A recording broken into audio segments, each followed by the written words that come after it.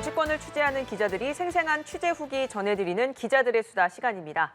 먼저 기자들 소개합니다. 국민의힘 출입하는 김보윤 기자입니다. 안녕하세요.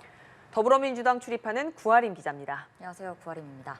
네, 국회가 본격적으로 일하는 시즌이죠. 9월 1일 정기국회는 열렸는데 여야는 전쟁 중입니다. 해결할 민생 현안이 많은데 이 다른 문제로 각각 비상이 걸렸습니다. 먼저 집권 여당 국민의힘 상황 놓고 얘기 나눠보죠. 오늘의 첫 번째 주제입니다. 네, 이 우여곡절 끝에 새 비대위를 출범시키기로 했는데 김보윤 기자가 한 주 동안 되게 많은 일이 있었잖아요. 요약 한번 해주시죠. 네, 맞습니다. 국민의힘은 추석 전까지 새 비대위를 꾸리기 위해 그야말로 숨가쁜 일주일을 달려왔습니다. 사실 몇 주 전에 제가 기수다에 출연을 해서 비대위를 꾸리는 절차가 이렇다 충분히 설명을 한 것 같은데 또다시 비슷한 일이 그대로 벌어지고 있습니다. 그래서 짧게 말씀드리면 당은 비상 상황을 새롭게 규정을 해서 새 비대위를 꾸리기로 했고요. 오는 5일에 당원 개정안을 마무리한 다음 오는 8일 비대위원장을 새로 임명할 계획입니다. 이 법원이 가처분 신청한 이준석 전 대표 손을 들어줬기 때문에 더욱더 막 이를 갈면서 이번에는 제대로 해야지 이렇게 당원 개정을 지금 하고 있는 것 같은데 그야말로 당원의 순환 시대라고 볼 수 있을 것 같습니다. 이번 당원에서는 이 새로운 비상 상황을 어떻게 규정을 했습니까? 네, 기존 당헌의 비상 상황이 다소 모호한 부분이 있었는데요. 그래서 이번에는 보다 구체적으로 해서 선출직 최고위원 5명 중 4명이 사퇴를 하면 비상 상황으로 볼 수 있다. 이렇게 당헌을 개정을 했는데요. 지금 바로 국민의힘 상황에 해당을 합니다. 당에서는 일부러 지금 상황에 숫자를 맞춘 건 아니다. 이렇게 해석을 했지만요. 사실 이준석 전 대표의 복귀를 차단하기 위해서 비대위를 새로 꾸릴 수 있는 방법을 모색했다고 봐야 할 것 같고요. 또 이 당원 개정뿐만이 아니라 이 당원을 바꾸면서 최고위가 해산하면 당대표 권한도 자동으로 상실한다. 이런 규정도 촘촘히 채워 넣었습니다. 이 새 비대위를 꾸리는데 공개적으로 반대 의견을 낸 의원들도 많았는데 의외로 쉽게 정리가 된 이유가 뭘까요? 네, 여러 이유가 있을 수 있는데요. 반대 의견은 주로 중진 의원들 위주로 나왔습니다. 반면에 초선, 재선 의원들은 의원총회가 끝난 뒤에 의총의 결론을 따라야 하지 않느냐. 오히려 여기에 반대된 의견을 내는 중진 의원들이 문제가 있다. 이런 식으로 얘기를 했었습니다. 근데 다음 날에 이런 보도가 있었어요. 윤 대통령이 의총 다음 날 여당 의원들에게 전화를 해서 의총 결론 따라야 되지 않겠느냐 이렇게 이야기를 했다는 얘기가 나왔는데요. 용산의 뜻이 그러니 그대로 따르자 이렇게 당이 뜻을 모았다고 보긴 좀 무리가 있을 것 같고 당에서도 일단 내분을 수습하는데 최대한 뜻을 모아보자. 이쪽으로 의견이 모았다고 보는 게 좋을 것 같습니다. 그러니까 빨리 수습을 하는 게 우선이다. 네, 그렇습니다. 그래서 곧 추석 전에 비대위의 비대위가 꾸려지는 건데 그렇다면 지금 국민의힘 당대표는 누구로 봐야 되는 겁니까? 네, 일단 당대표는 이준석 전 대표였는데 지금 없는 상태고요. 현재 당의 지도부는 최고위원회가 아니라 비상대책위원회입니다. 사실 법원의 결정으로 주호영 위원장의 직무가 정지되긴 했지만 당은 그럼에도 불구하고 비대위 자체는 존속한다 이렇게 해석을 하고 있거든요. 그래서 지금 당의 수장, 그러니까 당대표 역할을 하는 사람은 권성동 원내대표가 비상대책위원장의 직무를 대행하고 있다. 이렇게 보면 될 것 같습니다. 사실 권 원내대표는 새 비대위를 꾸린 다음에 본인의 거취를 스스로 결정하겠다. 이렇게 밝힌 상태인데요. 당 안팎에서 사퇴하라는 압박이 워낙 거세서 사퇴할 것으로 무게가 실리긴 하는데 권 원내대표 본인은 다소 억울한 부분도 있다고 이야기를 하고 있어서 어떻게 될지는 조금 지켜봐야 할 것 같습니다. 민주당 출입기자가 잠깐 끼어들어도 될까요? 네, 끼어드리십시오. 제가 궁금한 얼마든지. 게 지금 권성동 원내대표가 직함이 정확히 그러면 뭔가요? 비대위원장 직무대행입니다. 비대위원장 직무대행 이게 사실 국민의힘 출입기자들도 많이 헷갈릴 것 같은데 다른 당 출입기자 입장에서도 이 취재를 하면서 당대표 직무대행이다 아니면 비상대책위원장까지는 들어봤는데 비상대책위원장의 직무대행은 처음 들어보거든요. 그렇죠. 네, 조금 헷갈리는 것 같은데 저뿐만 아니라 이재명 대표도 좀 헷갈리는 것 같아요. 헷갈리는 건지 아니면 헷갈리는 척을 한 건지 잘 모르겠는데 제가 짧은 영상 준비했는데 함께 보시겠습니다. 어서 오십시오. 축하합니다. 네, 반갑습니다. 네, 우리 존경하는 권성동 원내대표님 겸 당대표 직무대행님. 네, 우리 존경하는 권성동 원내대표 겸 당대표 직무대행님. 네. 정확히 원내대표가 아닙니다. 대표로요. 네, 아주 반갑습니다. 이렇게 환영해 주셔서. 아예 잘못 얘기하고 있네요, 이재명. 네, 제가 봤을 때는 모르는 척하는 것 같습니다. 일부러 어떻습니까? 네. 조금 그런 네. 것 같은 기류가 없지 않아 있었습니다. 그리고 이 대표 윤핵관 중에 대표 윤핵관이죠. 이 두 사람 중에 장제원 의원은 앞으로 어떠한 임명직 공지도 맡지 않겠다. 지역구에 집중하겠다. 이렇게 해서 윤핵관 이선 후퇴 해석이 나왔는데요. 사실 장제원 의원은 지금이라고 해서 딱히 어떤 직위를 맡고 있는 건 아니지 않습니까? 네, 맞습니다. 장 의원이 당에서 특별한 지위를 맡은 것도 아니고 대통령실에서도 지금 직무를 맡고 있진 않잖아요. 그래서 기자들이 이후 SNS를 보고 장 의원에게 어떤 의미로 올린 글이냐 여러 번 물었는데요. 장 의원은 구체적인 답변은 피했습니다. 한번 영상으로 보시죠. 하고 지역 활동을 열심히 하겠습니까? 할 말이 없어요. 올리시게 된 배경 그냥 있는 그대로만 봐주세요. 이선 후 네, 보신 것처럼 그냥 있는 그대로만 해석해달라, 뭐 더 특별히 해석을 더하지 말아달라 이런 식으로 이야기는 하긴 했는데요. 사실 장제원 의원이 특별한 직책을 맡고 있진 않았지만 직간접적으로 정무에 관여를 하고 있다 이런 시선이 많았고 실제로 그쪽을 많이 알고 있기도 했거든요. 그렇지만 어쨌든 공식적으로 이선 후퇴를 선언한 만큼 권력 지형도 어느 정도 개편되는 것 아니냐 이런 해석이 나오고 있습니다. 그도 그럴 게 대통령실에서 최근 10명 가까이가 대통령실을 떠났는데 이 중에 장제원 의원이 추천한 인사들도 포함이 돼 있다고 하거든요. 그래서 이제 그런 부분을 봤을 때 장 의원도 조금 하나 물러나는 게 좋지 않을까 판단을 했다 이렇게 볼 수 있을 것 같고요. 다만 실제로 정말 거리두기를 할지는 약간 지켜봐야 한다는 의견도 있는 게요. 이미 지금도 직책을 맡지 않은 상태에서 어느 정도 영향력을 행사했다는 시선이 있기 때문에 어떻게 될지는 조금 지켜봐야 할 것 같습니다. 그러니까 장제원 의원, 권성동 의원 둘 다 미지수. 네. 이 당내 여론이 좋지 않은 만큼 일단 윤핵관 두 사람 다 뒤로 물러나서 상황을 수습하겠다는 뜻을 보였는데요. 그러면 새 비대위원장은 누가 맡게 되는 겁니까? 네, 이 부분을 당에서도 많이 고민을 하고 있습니다. 이견도 많이 있고요. 사실 마땅한 인물이 없다는 의견이 좀 주를 이룹니다. 사실 기자들끼리도 그럼 다음 비대위원장 누구 하지? 이렇게 했을 때 선뜻 떠오르는 인물이 없긴 하거든요. 그래서 다시 그냥 주호영 위원장에게 새 비대위의 위원장도 맡기자 이런 의견에도 좀 많은 편인데요. 왜냐하면 주호영 위원장 자체가 사실 제대로 활동도 못하고 그야말로 의문의 일패를 당한 것 아니냐 이런 얘기가 당에서 있기 때문에요. 그렇지만 또 한편으로는 어쨌든 새 비대위인데 간판을 바꿔야 하지 않겠느냐. 그대로 가는 건 너무 코미디 아니냐. 이런 의견도 있는 상황입니다. 8일에 새 비대위원장을 임명할 것이기 때문에 아마 다음 주 초반에는 윤곽이 드러날 것으로 보입니다. 다음 주 초에는 의문의 일패를 당한 주호영 위원장이 올지 다른 분이 올지 네. 결정이 되는 건데요. 네. 그런데 이준석 대표는 또 가처분 신청을 냈네요.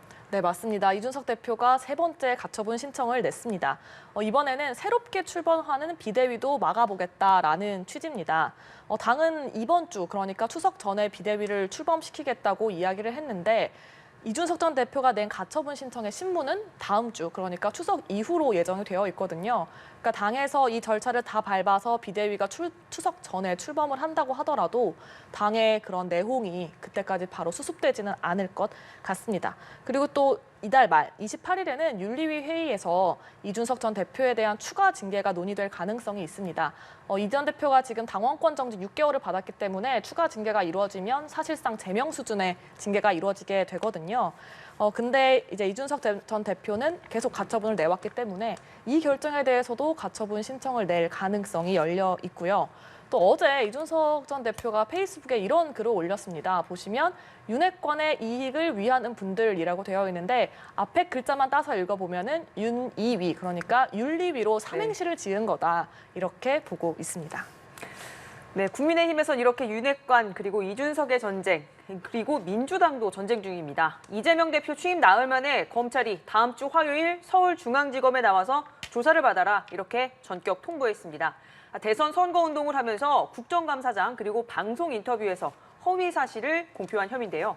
이 소환을 통보한 날은 정기국회 첫날이라 파장이 더 컸습니다. 오늘의 두 번째 주제로 넘어가겠습니다. 네, 구아린 기자, 이 검찰 소환 사실이 알려진 날 이 대표 측근이 이 대표에게 보낸 문자 굉장히 화제가 됐죠. 네, 바로 그제였는데요. 정기국회가 시작하는 날에 이재명 대표가 이 본회의장에 출석을 해서 앉아 있었습니다. 그런데 이재명 대표의 휴대전화가 사진 기자에게 포착이 됐는데요. 이 내용이 어떤 내용이었냐면 이 이재명 대표의 정말 최측근이라고 알려진 김현지 보좌관이 의원님에게 소환 통보서, 출석 요구서가 방금 왔습니다라고 메시지를 보낸 내용이었습니다. 이 메시지가 노출되면서 전쟁입니다라는 말도 붙어 있었거든요. 검찰이 이재명 대표에게 소환을 통보했다. 그리고 이재명 대표 측에서는 이제 전쟁이다. 정말 전쟁이 시작됐다. 이런 게 이 메시지가 담긴 이 사진을 통해서 노출이 됐습니다. 그 민주당은 정말 그야말로 술렁이었고 정말 뒤집어졌고 이 정치권에서도 정말 모두가 예측을 했었거든요. 언젠가는 이재명 대표에 대한 소환 통보가 있을 것이다라고 예측을 하는데 예상보다 조금 타이밍이 빠르지 않았습니까? 그렇죠. 빨랐죠. 정기국회 시작되자마자 이렇게 나와서 정말 정치권도 술렁이었던 날이었습니다. 이재명 대표는 바로 다음 날 자신을 그렇게 잡으려고 하더니 말꼬투리 하나 잡은 것 같다라고 입장을 내놨는데요. 이 소환 통보 사실이 알려진 뒤 민주당 분위기 어떤지 영상으로 준비했습니다. 검찰을 총동원해가지고 이재명을 잡아보겠다고 하셨는데 결국 말꼬투리 하나 잡은 것 같습니다.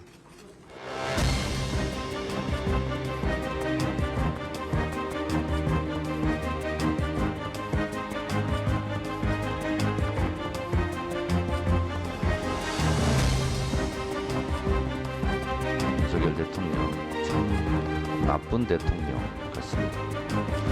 통보가 이루어졌습니다. 야당과의 협치, 입법부의 존중, 이런 것 따위는 내팽개쳐버린 것은 아닌가. 김건희 여사와 이준석 대표의 개미지옥에서 탈출하기 위한 국면 전환용 정치보복 수사입니다. 정치보복, 야당을 와해하려는 정치 탄압에 대해 더불어민주당은 물러설 수 없습니다. 비장합니다. 네, 전쟁입니다. 네. 그런데 일부러 이재명 대표가 휴대전화 화면을 보여준 것 아니냐 이런 의심을 하는 사람도 있더라고요. 그렇습니다. 사실 타이밍이 좀 딱딱 들어맞았기 때문에 이런 추측이 더 나오고 있는데요. 그 오후 본회의에서 이 사진이 노출이 되고 나서 거의 이제 곧바로 시간이 아주 겹칩니다. 이 박성준 대변인이 논평을 냈습니다. 검찰의 소환 통보를 규탄하는 내용의 논평을 내고 브리핑을 했고요. 그리고 나서 바로 이재명 대표가 기차를 타고 광주로 이동을 했기 때문에 좀 다 노려서 이렇게 이런 것들을 노출한 게 아닌가라는 추측이 나오고 있고 무엇보다 최근에 권성동 원내대표 겸 당대표가 아니라 비대위원장 직무대행님께서 이 문자 윤석열 대통령과 한 텔레그램 내용이 유출이 돼서 좀 곤란스러운 상황에 놓이지 않았습니까? 그래서 의원들 사이에서는 좀 휴대전화 같은 거 볼 때 조심해야겠다. 사진 기자들이 어디까지 줌을 당길지 모른다. 이런 분위기가 있는데도 그게 노출됐다는 거는 의도적으로 흘린 거 아니냐 이런 추측이 많습니다. 네, 여기서도 끼어들 수밖에 없는데요. 네. 사실 그 체리 따봉 문자라고 하죠. 윤 대통령과의 메시지를 권성동 원내대표가 노출을 했지 않습니까? 그래서 사실 그때도 당에서도 그렇고 당 기자들도 똑같은 의심을 했었어요. 이거 일부러 노린 건 아니냐라고 했었는데 그 당시에 권성동 원내대표는 이걸 노출시켜서 과연 얻을 것이 있을까? 잃을 것이 더 많을 것 같다라는 게 중론이었거든요. 그래서 이거는 의도적인 것 같지 않다, 실수인 것 같다라고 이야기를 했었는데 지금 와서 상황을 보니까 원내대표도 지금 내려놔야 할 상황이잖아요. 그러니까 저 체리 따봉 문자는 실수였다는 것으로 결론을 내리기로 했습니다. 아, 실수였다. 네. 그런데 이재명 대표는 당대표 선거 기간에는 말을 아끼고 이 기자들 질문도 거의 받지를 않았잖아요. 저희가 인터뷰 요청을 했지만 언론 인터뷰도 하지를 않았습니다. 그러다가 이제 좀 입을 열기 시작하는 것 같은데요. 그렇습니다. 전당대회 기간에서는 이재명 대표가 자신으로 인해서 이제 정권을 넘겨줬다, 대선 패배에 책임이 있다라는 여론들이 있었기 때문에 최대한 몸을 숙이는 모습이었지만 이제 이번 주 월요일에 당대표 정식 취임을 하고 나서는 거침없는 언사가 있었습니다. 또 이재명이 이제 입을 열었다. 예전에 사이다 이재명으로 돌아갔다라고 느낄 정도로 작심 발언을 많이 했었는데요. 특히 눈에 띄었던 발언이 쌍방울 내복 발언이었습니다.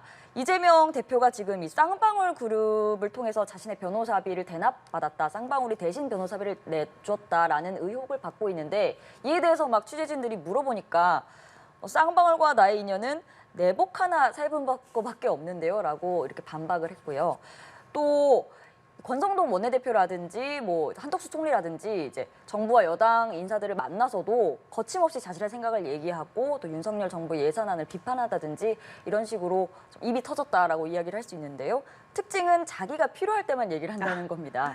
그러니까 기자들이 막 들러붙어서 이렇게 이것저것 현안을 많이 물어보지 않습니까? 그런데 이제 불필요한 내용은 굳이 자신이 발언하지 않는데 아까 영상으로 보신 것처럼 자신이 이제 필요할 때 정말 나 말꼬투리 하나 잡았다 이런 거는 작심 발언을 해서 준비를 해서 좀 하는 것 같습니다. 네. 쌍방울과의 인연을 내복 하나 사입은 것뿐 그리고 거기 한마디 더 붙였던 게 기억이 나는데 내복은 쌍방울이다. 아, 네, 그렇습니다. 이것까지 했던 기억이 납니다.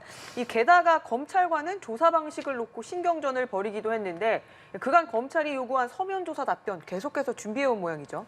네, 저희가 이재명 대표 공식 석상의 모습을 보면서 느꼈던 게 이제 뒷머리가 약간 이렇게 정리가 안 된 모습이 종종 포착이 됐고 또 잘 의자에 앉을 때마다 이렇게 뒤로 기대는 모습도 포착이 됐습니다. 상당히 피곤한가 보다 생각을 했는데 왜 그런 거 하니 이제 변호사 출신이기 때문에 서면 요구서, 서면 답변 질의서 같은 거에 본인이 대부분 굉장히 많이 관여를 한다고 합니다. 그래서 시간이 좀 모자라다는 이야기가 있고요. 또 지금 이 사실 공직선거법 위반 사건, 지금 소환 통보를 받은 사건 이외에도 현재 검찰과 경찰에서 이재명 대표와 관련된 수사 중인 사건이 10가지 정도가 있다고 해요. 굉장히 많습니다. 뭐 성남FC 후원 사건, 그리고 또 최근에 검찰 송치된 아내 김혜경 씨의 법인카드 유용 의혹 등등이 있어서 이런 사안에 대해서 본인 다 관여를 하다 보니까 조금 시간이 모자라고 잠을 잘 못 자신다고 합니다. 네, 이 구아림 기자가 얘기했듯이 이 사건이 관여된 사건이 워낙 많기 때문에 이 민주당에서는 비명계를 위주로 이재명 의원이 당대표가 된다면 민주당 전체가 이 사법 리스크에 휩쓸려 갈 거다. 이런 우려 때문에 아예 출마를 처음부터 반대하는 목소리가 거셌습니다. 그런데 이번 소환 통보에는 아주 단단하게 일단은 단일 대우를 형성하는 모습인 것 같아요.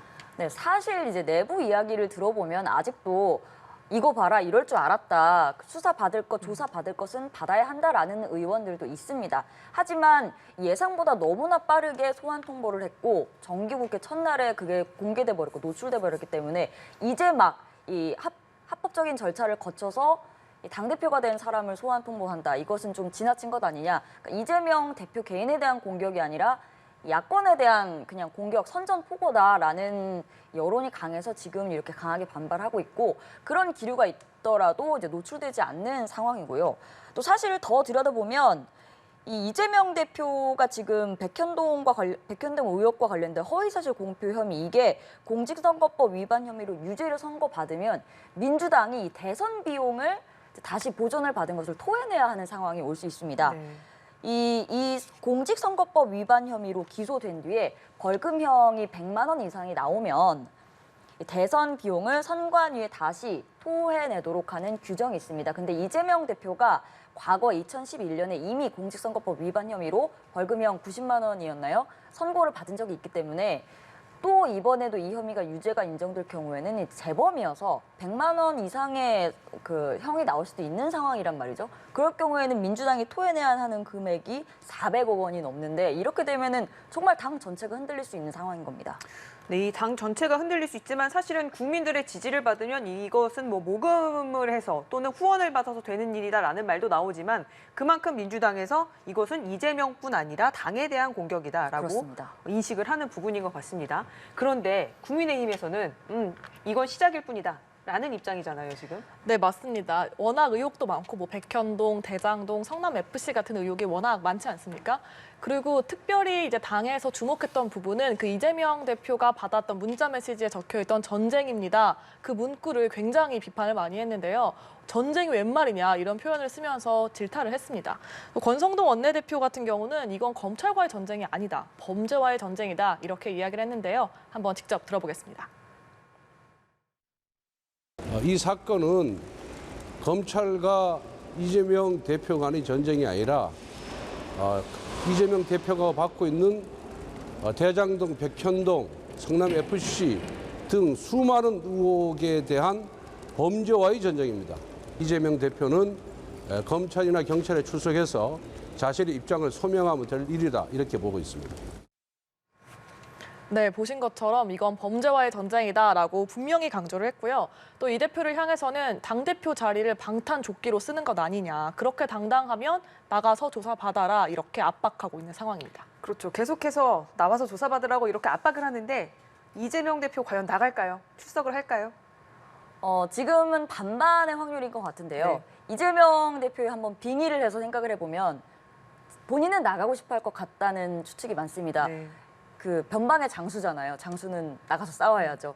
그래서 본인이 워낙 아까 영상을 보셨듯이 자신감이 있고 준비를 많이 해왔기 때문에 직접 나가서 어떻게 정면 돌파를 하고자 하는 의지가 강할 것 같지만 지금은 그냥 뭐 개인 지사도 아니고 의원도 아니고 당 대표입니다. 그렇기 때문에 당에서는 일단 표면적으로 굉장히 고심이 많은 것 같아요. 표면적으로는 안 나갈 확률이 크다. 왜냐하면 이 혐의 자체가 말이 안 되는 혐의이고 정치 탄압이기 때문에 그 수사의 절차에 왜 우리가 굳이 출석까지 해서 그 절차를 밟아 나가야 하느냐라는 입장이 표면적이고 그 다음 주에 의원총회를 열어서 여러 의원들의 의견을 종합을 해본다고 합니다. 그런데 이제 여기서 주목할 만한 부분이 사실 지금 문제가 되는 발언, 협박을 받았다라는 그 발언 자체가 딱 1년 전에 이재명 대표가 당시 대선 후보였을 때 이 경기도청 국정감사에 나가서 한 말이었거든요. 그렇죠. 그때도 많은 사람들이 이제 그 대선 후보가 됐으니까 경기도지사직 내려놓고 국정감사 굳이 나가지 마라라고 했는데 본인이 직접 아니다, 난 나가서 이야기하겠다라고 생각을 해서 정면 돌파를 했다가 나왔던 발언이 지금 1년 뒤 이재명 대표의 발목을 잡고 있는 상황이어서 이번에도 그런 정면 돌파보다는 안 나가는 게 낫지 않겠느냐라는 여론도 있는 것 같은데요. 결론은 다음 주가 돼봐야 알 수 있을 것 같습니다. 네, 다음 주에 봐야 될 것 같네요. 네, 이번 한 주가 저희 기자들한테도 굉장히 좀 길고 답답한 한 주였습니다. 국민의힘 상황이든 이재명 대표 상황이든 이 상당히 오랜 기간 이어질 것 같은데요.